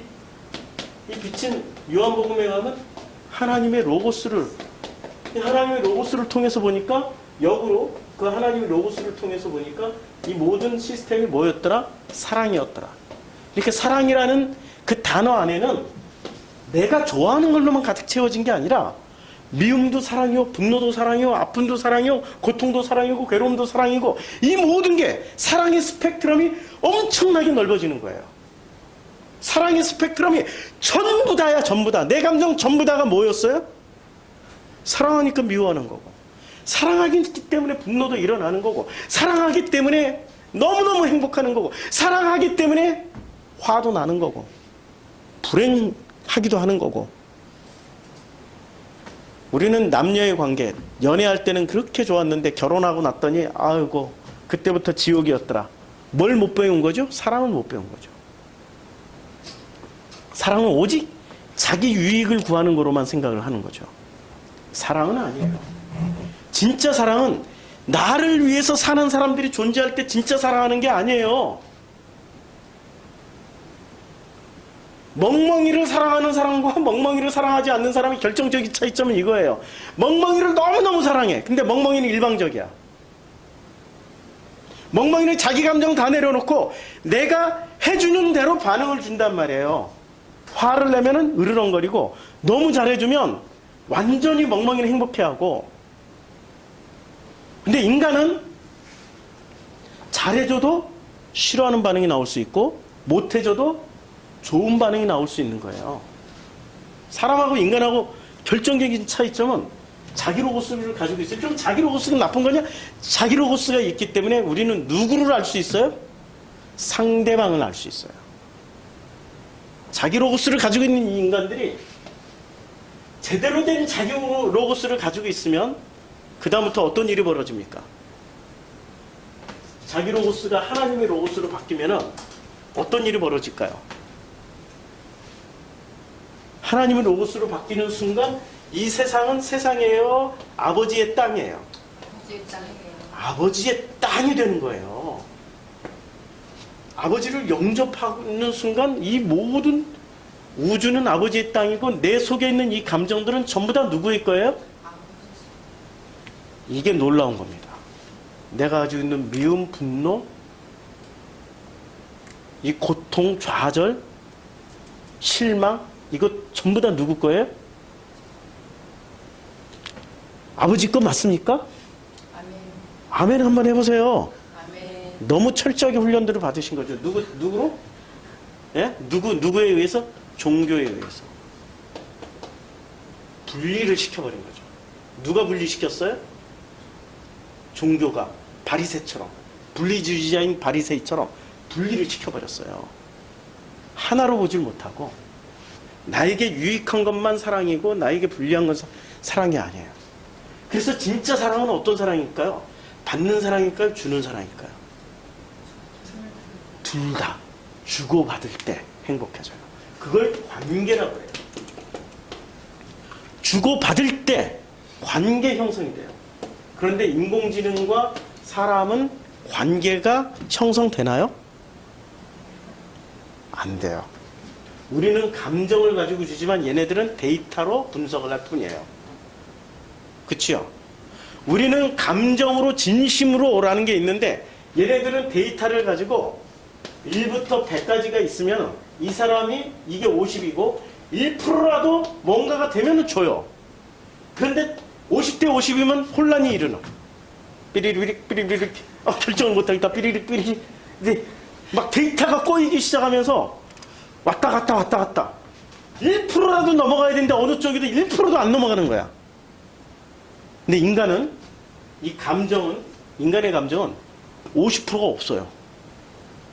놀랍게도 이쪽이나 반드시 어디에 속하게 돼 있단 말이에요. 그래서 인간이 관계를, 인간과 이 감정을 가진 인간과 인간이 감정을 가진 존재들끼리 관계 형성이 돼 있어서 좋은 감정이 갔을 때 행복하게 받아주고 나쁜 감정이 갔을 때 그것도 행복하게 받아주면 관계가 어떻게 될까요? 엄청 좋아요. 그런데 좋은 감정이 가도 불행하게 받아주고 나쁜 감정이 오면 또 이상하게 막 꼬여버리는 거야. 전부 다 누구 로고스? 나쁜 걸 나쁜 거로 받아들이고 좋은 것을 좋은 거로만 받아들이면 그게 인공지능이라니까요. 어느 날 내가 사랑하는 그분에게 여보 사랑해 라고 말했다가 갑자기 밥상이 이상하게 나와서 와! 이렇게 하면은 이분은 목소리 가지고 벌써 내가 인공지능처럼 그렇게 얘기를 안 하고 밥상이 오늘은 그린필드네. 나는 치킨을 좋아하는데. 인공지능처럼 얘기하면 이분은 되게 행복할 것이라고 얘기를 해요. 그렇게 100년만 살아봐. 얼마나 지겨운지. 인간은 결코 그렇게 살 수가 없어요. 선악과를 먹고 스스로 신이 된 인간은 호모사피엔스 모습으로 지구의 신이 되어버렸습니다. 그들의 선악 기준으로 서로를 심판하며 심판을 당하면서 선한 신이 되려는 부단한 과정을 밟고 있는 거예요. 부단한 과정을. 선한 신이 되려고. 하지만 과정은 만족할 수가 없는 거죠. 그들은 자신들이 붙잡은 로고스가 십자가에서 죽는 것만이 스스로 신 되어버린 존재에서 진정한 피조물, 하나님의 형상으로 부활하는 길임을 깨달아야 되는 거예요. 예수처럼. 하나님의 로고스를 담고 있었던 그 예수처럼 깨달아야 되는 거예요. 근데 안 죽어. 빅데이터가 인간에 의해서 만들어지고 잘 성장하고 있습니다. 인간이 신인 시대에는 앞으로 빅데이터가 신이 되는 시대로 접어들 될 거예요. 그때는 동성애를 어떻게 판단할지 궁금하죠. 지금 인간이 신인 시대에서는 동성애는 무조건 안 되라고 악을 쓰고 모든 종교가 악을 쓰고 있는데 이 빅데이터가 신이 되면 어떻게 인류가 더 숫자가 많아지고 그들이 숫자가 많아지고 어떻게 그들이 더 큰 힘을 가지게 될까? 그곳에만 집중하고 있는 거죠. 인간은 빅데이터가 내려주는 메시지를 신뢰하지 않으면 개인도 기업도 국가도 망해버려요. 앞으로는 빅데이터의 메시지를 신뢰만 해야 할 겁니다. 빅데이터가 예언자이면서도 과정을 정리해주는 역사 선생이며 현재를 살아가게 만들어주는 은혜가 될 거예요. 은혜가. 그런데 이 앞으로 2000년의 시간은 감정과 느낌을 가진 인간과 빅데이터를 가진 인공지능과의 싸움이 될 겁니다. 우리에게는 가장 큰 강점이 감정이에요. 이것을 나쁘게만 보면은 우리는 AI처럼 빅데이터처럼 감정 빼고 살게 될 거예요. 그들이 원하는 모습대로 해준다니까요. 자녀들이 원하는 대로 좋은 선생님, 좋은 음식을 만들어주고 언제나 친절해 주시는 메이드가 될 것이고, 남편이 보기에는 언제나 사랑스럽고 예쁜 친절한 여자가 되어줄 것이고,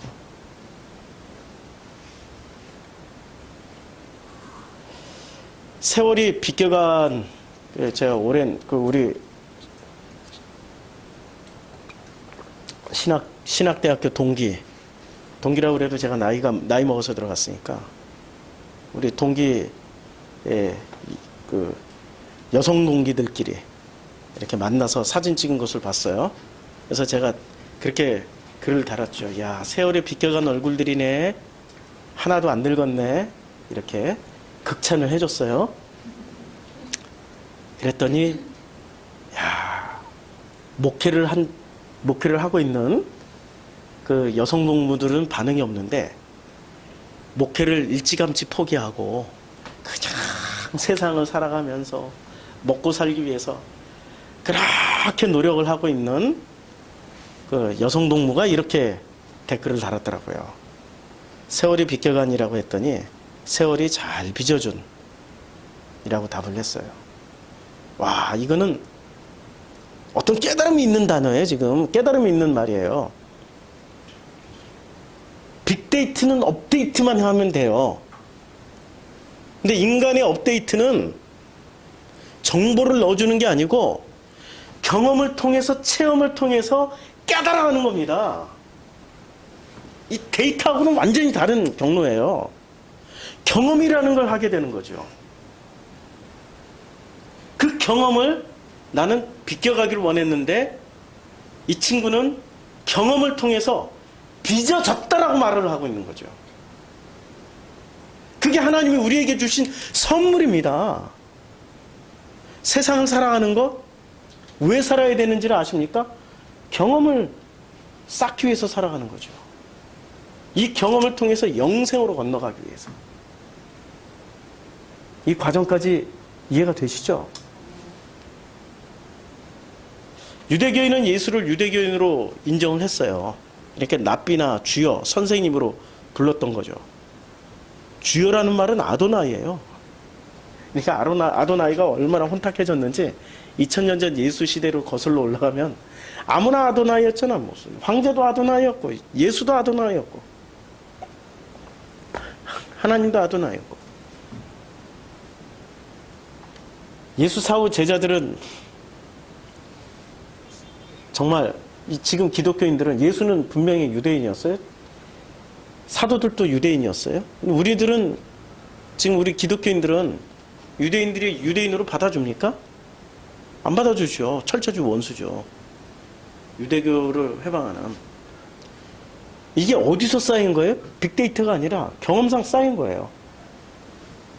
경험상 서로 쌓인 거예요. 경험상. 자, 우리 인간은 있잖아요. 하나님이 잘 빚어주고 있단 말이에요. 근데 그것이 자기 인생인데도 불구하고 자기를 살지 못하고 있어요. 그러면서도 행복하다고 가면을 쓰고 삽니다. 솔직하지 못한 거죠. 자기 삶을 사는 사람들이 자기 삶을 살아내고 있는 사람들이 있어요. 가면 쓰지 않고. 그런 사람들이 힘들다 하는 것은 진실이 될 수 있어요. 근데 가면 쓴 사람들이 힘들다고 하는 것은 엄살이죠. 종교인들은 다 엄살 부르면서 살아요. 자기네들이 신이 되어 있으면서도 힘들다, 죽겠다. 엄살이죠. 하나님 보시기엔 엄살이에요. 근데 그것이 다 내려진 진짜 하나님의 형상, 하나님의 로고스를 가지고 있는 사람들이 힘들어요 하면 그건 진짜 힘든 거죠. 한참 넘어가야 되는데 어쩌다가 편집을 이렇게 해가지고 갑자기 얘네들이 나오네. 누군지 아세요? 예? 우리 한국 사람들에게 거꾸로 많이 안 알려져 있어요. 전 세계가 다 알고 있어요. 예. 전 세계가 다 알고 있는데 예. 이걸로 알려진 이게 불교 브로드캐스팅이 아니고 방탄소년단입니다. 방탄소년단. 제가 방탄소년단을 지금 요새 한참 연구하고 있어요. 이 주중에 성경 공부 얘네들 특집으로 할 겁니다. 방탄소년단 특집. 아이돌이라고 하면은 아이돌 무엇의 합성이죠? 아이와 돌의 합성이죠. 근데 돌은 인형이 아니고 이거 인형이 아니고 돌은 무엇에 또 의인화된 그 의미를 가진 거예요? 우상. 아이들의 우상. 이게 아이돌이잖아요. 그러니까 이 아이돌이라는 말 안에는 뭐가 들어가 있는 거예요? 신이라는 개념이 들어가 있는 거예요. 이제까지 존재했던 신은 방탄소년단이 등장함으로써 다 우상이 돼버렸어요. 폭로당해버린 겁니다. 이 지금 종교사적으로 엄청 중요한 사건이 일어나고 있는 거예요. 앞으로 새로운 2000년을 끌어갈 존재들이 태어난 거예요. 이 방탄소년단이. 나만 알고 있는 것 같은데? 방탄소년단한테 나는 이거 좀 표창장 좀 받아야 될 것 같아. 이제까지 존재했던 아이돌은 우상이에요, 그냥. 근데 이 진정한 신이 등장했어요. 진정한 신. 방탄소년단의 성공이 지금이 정점이 아니에요. 빌보드 차트 1위 올라갔다고 끝난 게 아니고 지금부터 시작입니다. BTS는 지금부터 언제까지? 앞으로 계속 얘네들이 죽고 나서도 엄청난 파급력과 파장력을 전 지구적으로 떨쳐버릴 겁니다. 거의 이런 얘기하면은 종교인들은 기분 나쁘시겠는데 예수급입니다. 예수급의 대단한 혁명을 지금 가지고 오고 있습니다. 예수는 물건을 못 팔았잖아요. 예수는 팔아먹을 물건이 없잖아요. 얘네들이 어느 날 이런 것을 하나 가지고 다 춤을 췄어. 그 다음날 이게 수백만 개가 팔립니다. 인터넷 주문으로 수백만 개. 한 달 이내에 몇 천만 개가 팔려나가요. 모든 사회, 정치, 경제, 문화에 있어서 지금 메가톤급이 아니라 인류사를 뒤집어 엎을 만한 폭탄 하나 던지고 있는 그야말로 우상이 아니고 아이돌이라는 말 안에는 우상이라는 단어가 담겨 있는데 방탄소년단은 우상이 아니고 진정한 신입니다. 예수급의 진정한 신입니다. 너무너무 극찬을 해주고 있는데 그래서 정점이 아니고 이제 비로소 시작한 거예요. 이제 비로소. 문재인 대통령이 이런 메시지를 보내줬습니다. 노래를 사랑하는 7소년과 소년들의 날개에 아미에게. 와, 지금 여기서 누구에게 축하를 보내요? 방탄소년단과 함께 동급으로 BTS와 함께 누구에게 동시에 지금 축전을 날리고 있습니까? 방탄소년 플러스 아미. 영어로 써야 하죠. 군대. 아미에게 축하 인사를 전합니다. 세계의 젊은이들이 방탄소년단의 노래와 춤, 꿈과 열정에 위안을 받고 용기를 얻었습니다. 자, 이렇게 이게 지금 방탄소년단은 자 보세요. 방탄소년단은 지금 5기 아미를 모집하고 있습니다. 5기 현재 5기 아미를 모집하고 있어요. 1기 아미, 2기 아미, 3기 아미, 4기 아미, 이제 5기째 가고 있어요. 1기 아미가 거기를 탈퇴할 때는 자기의 아미의 권한을 누구에게 양도를 해요. 양도를 하는데 그거 하나 얻기에 목숨을 거는 친구들이 전 지구적으로 지금 몇백만 명 있어요. 그거 하나 방탄소년단의 우리가 지금 제가 집중하는 거는 이 암입니다. 이 암이. 왜 이들이 우상이 아니고 진정한 신으로서 자리매김을 하는지 방탄소년단의 암이는 전 세계 다양한 커뮤니티 안에서 긍정과 포용과 공정이라는 원칙을 기반으로 통합을 추구하는 팬덤이에요. 아까 유발 하라리의 그 도식이 이거였잖아요. 힘, 통합, 행복을 이 도식을 인류사는 이 행복까지는 가지 못했는데 이걸 지금 주고 있는 사람들이 누구예요? 그대 행복을 주는 사람 하는 노래. 행복을 주는 사람들이 누구예요? BTS라니까? 종교가 아니고 BTS예요. 종교가 아니고 BTS가 주고 있어요. 방탄소년단이. 이들이 전하는 메시지를 들어보세요. 메시지가 노래가 아니고 종교적인 메시지입니다. 너는 있는 그대로 소중한 존재야. 그 메시지 모든 핵심이 너는 그냥 존재 자체가 사랑받기 충분한 거야. 아름다운 거야. 죽지 마. 살아있어. 살다 보면은 그날이 올 거야. 이 친구들의 메시지를 보시라고요. 그냥 춤추는 거 보기 싫어가지고. 자, 우리들이 얼마나 후진 그 사고방식을 가졌냐면은 우리들이 좋아하는 가수들을 한번 제 나이 50대 우리는 30년 전까지만 해도 우리에게 최고의 우상은 누구였을까요? 라디오 시대, TV 시대, 지금 컴퓨터 시대로 나누면 라디오 시대 최고의 우상은 누구였어요? 우리 시대 조용필, 아니 조용필에 자꾸 누구 조용필이죠? 아 큰일 났네. 이분이 하도 그냥 전 지구적으로 유명하셔가지고 조용필. 이때 조용필만 나면 오빠 하고 뒤집어지던 그 수많은 그 여고생들이 다 50대가 돼 있어 지금. 제 또래가 돼 있어. TV 시대 최고의 스타는 누구였어요? 마침표를 탁 찍어주는 서태지죠. 조용필 이 라디오 시대는 노래 하나만 잘하면 돼. 생긴 거 춤추는 거 다 필요 없어. 노래 하나만 잘하면 돼. 기도하는 이렇게 나오면 막 그냥 전국이 라디오를 듣는 이 소녀들이 그 자리에서. 근데 서태지는 드디어 라디오 세대로부터 발전해서 춤이 들어갑니다. 그때 서태지가 처음 나왔을 때 아니 가수가 왜 춤까지 추어야 돼?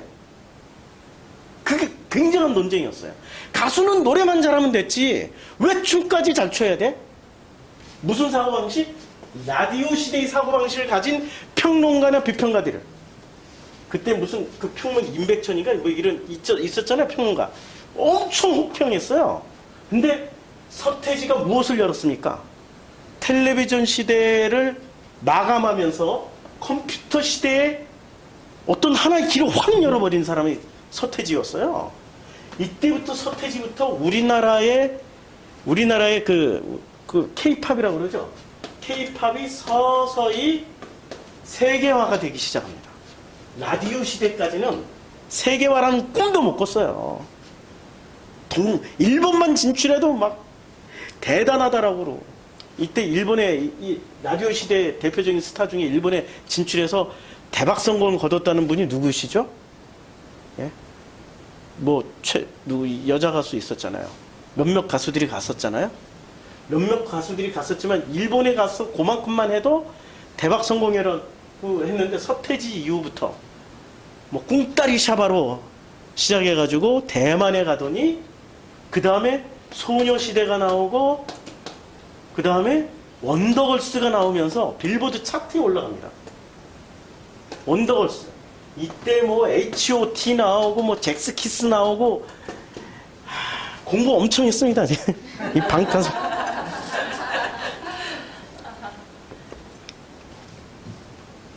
이 TV와 컴퓨터가 결합이 되면서 서태지가 열었고 열매를 누가 따먹기 시작하면 소녀시대, 원더걸스 이런 분들이 따먹기 시작했어요.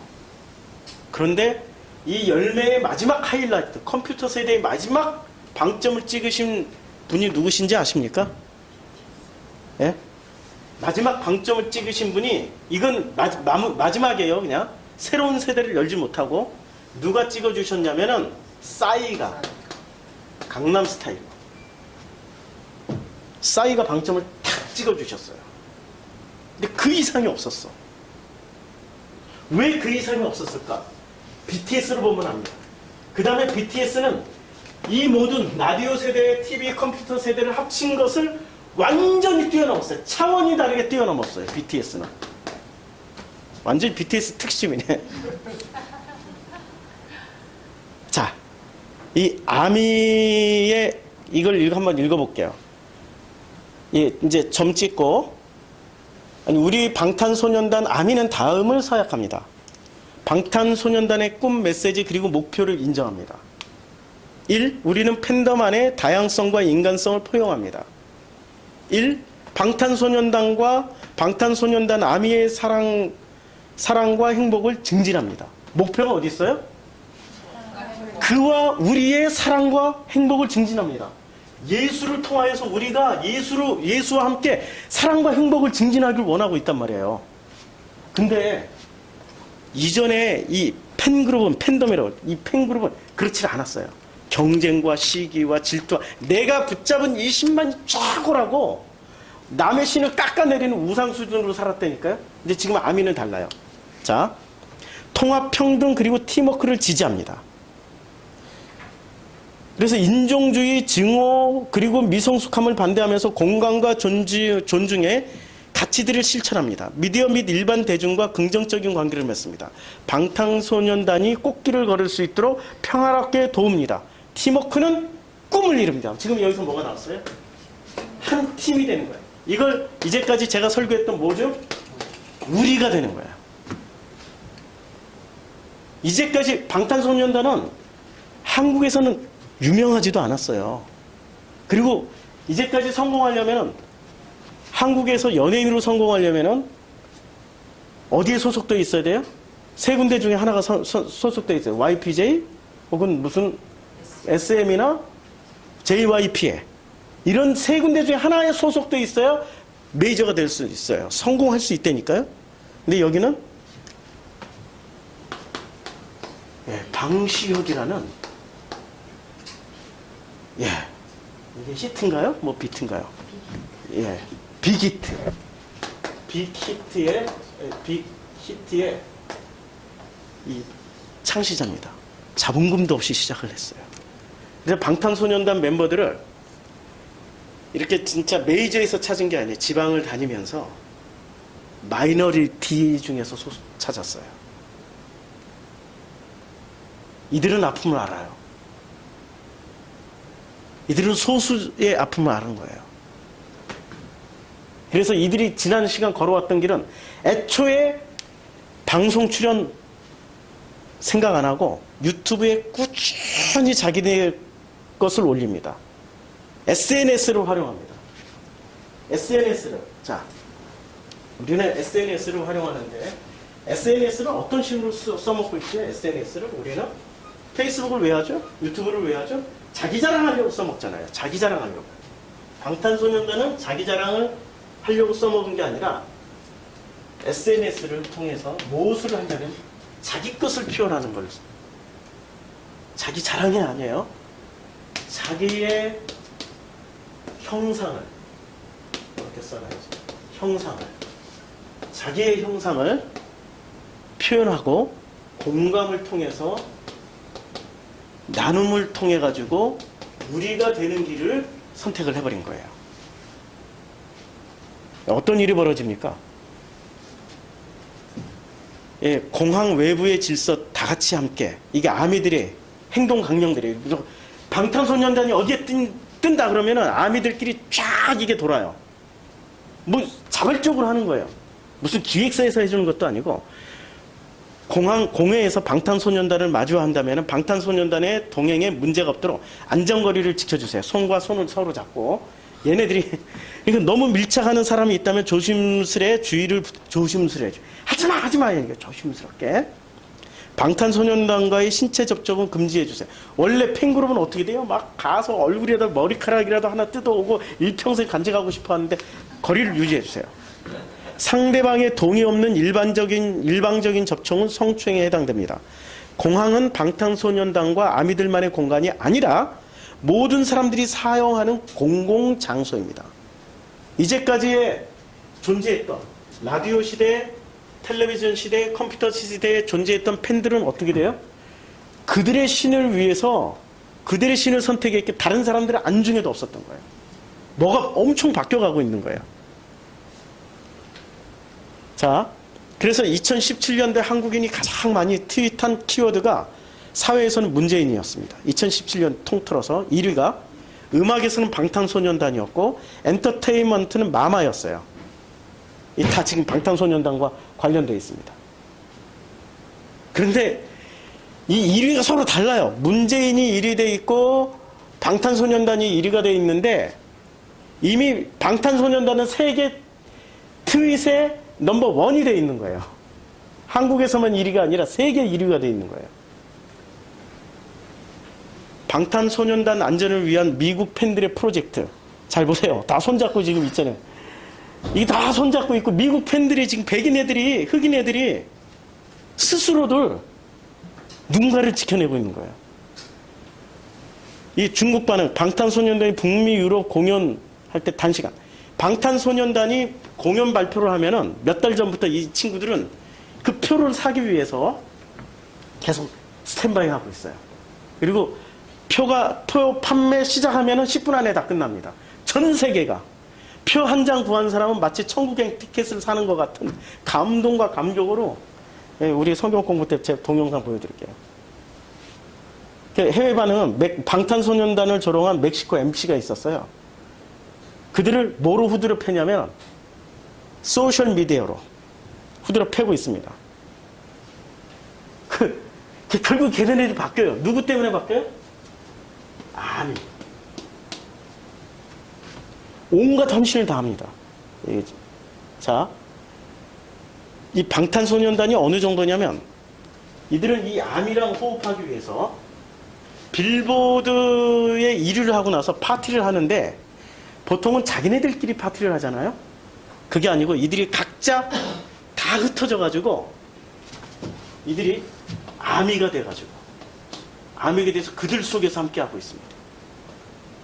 자기네들만의 공간에 호텔에 뭐 멋진 데 가서 자기네들끼리 축하주를 하는 게 아니라 아미와 함께 돼가지고 이 방탄소년단이 만든 이 아미들의 동영상을 쫙 그동안에 있었던 걸 쫙 보여주는 거예요. 자기네들 걸 보여주는 게 아니라 아미들 걸 보여주는 거예요. 야, 거기에 참여했던 아미들의 감동과 행복감은 상상할 수가 없겠죠. 자, 이 방탄소년단은 유튜브를 기반으로 성장한 글로벌 스타입니다. 데뷔 전부터 채널을 개설해서 동영상을 올리고 전 세계에 퍼져 있는 아미가 유튜브로 결집을 했습니다. 조회수 중 87%가 해외에서 발생했어요. 한국이 아닙니다. 보통 이제까지 이 방탄소년단 이전에는 조회수가 다 어디서 올라가요? 한국이나 한국인이 속해 있는 커뮤니티에서 올라가는데 완벽하게 다릅니다. 현지인들이 올려요. 이리와 아미 손잡아 이런 게 계속 언제 방탄이 입국하는 날 공항 외부 이미 많이 모여있는 곳에서 제일 옆줄부터 둘째 줄까지 서 있는 아이들이 옆 사람에게 속삭입니다. 이리와 아미 손잡아 아미 손잡아. 서로 얼굴은 모르는데 아미 손잡아 아미. 그럼 서로들 와서 손잡고 보호를 해주는 겁니다. 그래서 손을 잡거나 팔짱을 껴서 펜스를 만들어주고 사진을 찍을 사람들은 아쉽더라도 펜스 뒤쪽으로 빠져서 멀리서 찍어주세요. 힘든 스케줄을 소화하고 있는 방탄소년단이 평안하게 이동할 수 있도록 하고 방탄소년단과 우리의 아미 모두의 안전을 지키기 위해서 이렇게 하는 겁니다. 이리와 아미 손잡아. 이게 이제 이하손 프로젝트라고 그러는데 이거 하나만 보더라도 아미들의 헌신도와 충성도가 가히 종교의 신자들의 수준이에요, 지금. 예? 이게 새로운 종교입니다, 지금. 인류사의 모델이 될 수 있는 이제까지 종교는 광야에서 송아지 만들던 그런 우상 수준이었다면은 방탄소년단은 지금 인류사에 지금 이게 유발 하라리의 분석에 하면 새로운 통합으로 나가는데 빅데이터가 못하는 것을 방탄소년단을 통해서 새로운 대안을 제시하는 거예요. 인류의 희망을 제시하고 있어요. 자, 보세요. 왜 그게 인류의 희망이냐면, 이리와 아미 손잡아 어디서 누가 이런 것을 만들지만은, 이제 라디오 시대, TV 스타, SNS 스타, 이하소는 나중에 다 보시고, 잊지 않겠습니다. 세월호 사건 때 조용히. 온갖 보통 스타들이 갈 때는 온갖 매거진이 따라가잖아요. 홍보를 위해서. 조용히 가서 BTS 이렇게 딱 써놓고 온 거예요. 보이지 않는 일에서, 보이지 않는 곳에서 이런 거 하나가 차곡차곡 쌓이는 겁니다. 자, 이것을 본 이탈리아 아미가 얘는 이탈리아인이에요. 이탈리아 아미가 세월호에 대한 연구를 다 공부를 해버린 거예요. 세월호 공부를 해가지고 얘가 이거 유튜브로 만들어서 올려버린 겁니다. 한국 정치사를 방탄소년단 노래로 재해석한 이탈리아 아미. 그리고 얘네들은 한국어를 모르는데 한국어로 공부를 해요. 지금 이 방탄소년단이 지금 미국에서 최고 인기를 구가하고 있으니까 뉴욕의 각 대학마다 고등학교마다 한국어 학과가 계속 생겨나고 있어요. 엄청난 속도로. 이 방탄소년단과 아미의 공감대가 어느 정도냐, 그 진정성이, 이 모든 아미의 핵심은 방탄소년단과 아미가 하나가 된 상태에서 이루어지고 있다는 게 놀라운 거죠. 그전에는 상업적인 목적을 위해서 팬덤을 이용했던 것 뿐이에요. 근데 이제는 하나가 된 거예요. 하나가 되다 보니까 어떤 일들이 벌어지면, 유니세프에 기금 모금을 했는데 이틀 만에, 이틀이라고 해봐 24시간 만에 100만 달러가 모여버린 거예요. 아미들이 다 헌금을 해준 거예요. 100만 달러를 기부했습니다. 더 놀라운 건 방탄소년단 데뷔 5주년에 무슨 행사를 했냐면, 기념하면서 헌혈을 우리 하자 했더니 태국 아미들이 세상에 하루도 안 돼가지고 20만 cc를 태국 애들이 헌혈해버린 거예요. 지금 아미 플러스 BTS가 뭐가 돼 있냐면 우리가 돼 있는 거예요. 그런데 이게 어떻게 가능했을까요? 관계 형성이 된 거예요. 관계 형성을 통해 가지고 무엇을 만들어 놓은 거예요? 마음이 통한 겁니다. 마음이 통해버리니까 태국에서만 20만 cc가 불과 몇 시간 만에 애들이 갑자기 병원에 다 가가지고 다 헌혈하러 줄 서 있는 거야. 이게 뭐지? 태국 사회도 난리가 난 거야. 이게 뭐지? 방탄소년단 데뷔 5주년 기념 헌혈합시다 했더니 이런 일들이 전 지구적으로 막 일어나고 있는 거예요. 뉴스에도 나왔어요. 방탄소년단 5주년을 기념해 대규모 헌혈 행사를 가진 태국 아미들이 선행 화제다. 연합뉴스에 따르면 태국 아미, BTS 타일랜드와 캔디 클로버는 지난 15일 데뷔 5주년을 맞은 방탄소년단을 축하하고 지난달 헌혈 프로젝트를 진행해 20만 cc를 달성했다고 밝혔다. 그리고 태국 아미는 연합뉴스에 방탄소년단이 유니세프가 펼치는 러브 마이셀프 캠페인은 타인에게 사랑을 전하기 위한 것으로 우리는 방탄소년단이 하고자 하는 뜻에 동참한다. 이게 팬들 인증글이, 그러니까 밝히지도 않고 조용하게 어디로 스며들었어요? 아미 속에 들어가서 그들과 함께 하고 있는 거예요. 지금 이 모델은 지금 어떤 모델입니까? 이 모델은. 지금 성경에서 말하고자 하는, 예수가 전하고자 하는 이 모델을 그대로 지금 하고 있는 거예요. 얘네들이. 이 방탄소년단이. 성공의 핵심 요인이 어디 있어요? 하나님의 로고스. 자기 이제까지의 라디오 세대나 TV 세대나 컴퓨터 세대가 자기의 로고스 안에서 팬들을 이용했다면은, 그러나 BTS는 자기의 로고스가 아니라 누구의 로고스? 아미와 하나가 된 로고스를 가지고 이제 역사를 만들어가기 시작하는 겁니다. 기대가 됩니다, 저도. 기대가 돼요. 지금 현실 속에서 일어나고 있는데 우리가 모르고 있었어요. 그리고 이 아미들 중에는 50대가, 그러니까 20대가 주류고 10대가 조금 있고 50대가 이제 막 동참하기 시작하는 거예요. 너무 놀라운 거예요. 왜 50대가 가고 있지? 이거 연구 대상이에요, 지금. 예? 목사님 암이 아니야. 나도 아미 5기에 가입하려고. 아미 5기에 가입하려고. 아직 안 했어요. 아미 5기에 가입하려고. 예. 고난은 있잖아요. 이 아미들은 어떤 일이 벌어지냐면 방탄소년단의 노래를 듣고 자살하려던 친구들이 자살을 포기하고 여기에 들어온 친구들이라든지 마약을 하던 애들이 마약을 끊고 인생을 비참해서 비관하고 골방에 처박혀 있던 이런 친구들이 함께 결합이 된 거예요. 너무 놀라운 일이 벌어지고 있습니다. 고난을 겪은 친구들이 고난 속에서 성장한 이 BTS와 마음이 통해버린 겁니다. 자기 로고스를 사실로 바라보게 만드는 힘이 고난이었어요. 고난을 통해서 힘들면 우리는 종교인들은 어떻게 얘기하죠? 나는 힘들지만 괜찮아. 하나님이 축복을 주실 거니까. 이러고 뭐를 씁니까? 가면을 쓰죠. 근데 진짜 가면을 하나님은 고난을 통해서 끊임없이 그 가면을 벗기 전까지는 끊임없이 고난이라는 것을 주시는 거죠. 그래서 마지막에는 어떤 일을 하게 돼요? 하나님 있으면 나와라 그래. 네가 하나님이야? 이러고 맞짱을 뜨는 사람들이 비로소 뭐가 벗겨집니까? 자기가 썼던 종교 가면이 벗겨지는 거죠. 그때부터 뭐가 시작돼요? 관계 형성이 시작되는 겁니다. 그 관계 형성이 시작되면서 그때부터 하나님이 나와 함께하고 있는 우리라는 것을 체험하기 시작하는 거죠. 자기 갈등의 시작이 바로 고난으로부터 일한 거죠. 외부의 고난에서 나중에는 내부의 고난으로. 근데 하나님과 하나가 되는 우리가 되는 순간부터는 외부의 고난이 아니라 뭐가 고난이 돼요? 내 속에 있는 내 로고스가 드러나기 때문에 그때부터는 내부의 고난으로 바뀌는 겁니다. 고난 자체가 소망은 아닙니다. 고난을 당하여도 고난을 당하고 있는 나라는 존재가 소망이 되는 거죠. 고난은 고통이에요. 누구나가 피할 수 없는 고통입니다.